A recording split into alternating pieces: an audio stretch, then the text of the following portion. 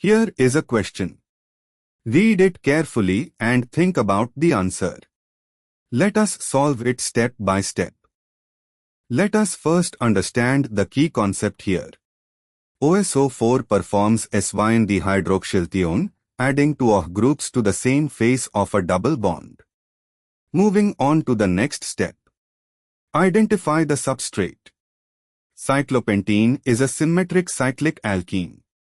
The double bond carbons, C1 and C2, are equivalent by symmetry. Moving on to the next step. Determine the product. OsO4 adds syn, CIS, across the double bond of cyclopentene, giving CIS 1,2 cyclopentanediol. Both OH groups are added to the same face. And for the final step, analyze stereochemistry of CIS 1,2 cyclopentanediol. C1 and C2 are both stereocenters.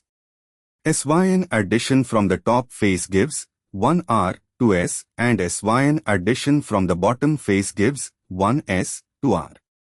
However, because the molecule has an internal plane of symmetry, the mirror plane passing through the midpoint of C1, C2 and through C3, C4, C5 axis, 1R, 2S, is actually the same compound as 1S, 2R. This is a mesocompound. A mesocompound is achiral, it has stereocenters, but is superimposable on its mirror image due to an internal plane of symmetry. Therefore, it is not optically active and does not form a racemic mixture.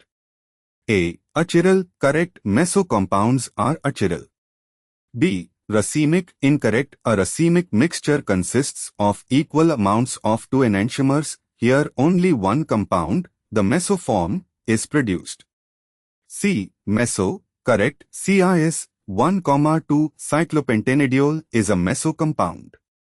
D. Optically active, incorrect, mesocompounds do not rotate plane polarized light. Therefore, the correct answer is A, C. The correct answer is shown on screen.